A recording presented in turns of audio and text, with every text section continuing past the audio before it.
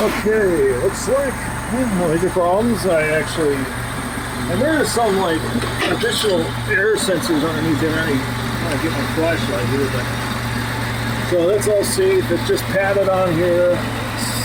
It's that same stuff they use for the old carburetors to, that heated air return or whatever. Never knew what that was for. Turns out probably nothing. But so that's now in. Quickly to go. There's a flashlight.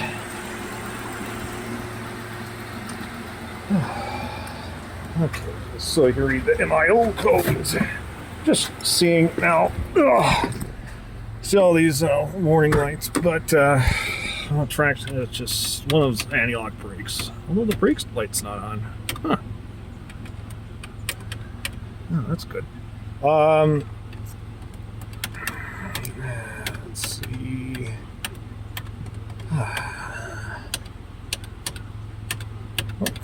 Where's the odometer? For God's sakes. Okay. 268,335. Try not to idle too much. We're in the garage here. And I'm going to try to see what the read code. Well, no. MIL status. View data. It's going to the PIDs right now. Okay, closed. That's good. Closed system's good for fuel. 22%. I think coolant Fahrenheit to chilly 144, so it's not open yet. The map. Okay, inches of mercury. It is 9.4. Seems good. Engine speed, RPM 897. It's idling at where it should be. No high idles. Vehicle speed 0. That's correct. Ignition advance. We're going at 17. It's going to 17. Now, I may try to bring in the other old air filter and see if that ignition advance gets moved at all. But 17, it's temperature Fahrenheit. I think that's the engine temperature.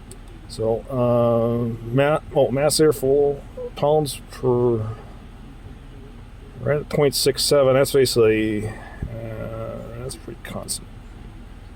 Okay. O2 sensor. That's never worked. Okay. OBD2 status US. That is engine run, and then. That's weird, MIL distance, but no evaporators, purging, fuel level at 85%. I have the 87 octane, so okay. So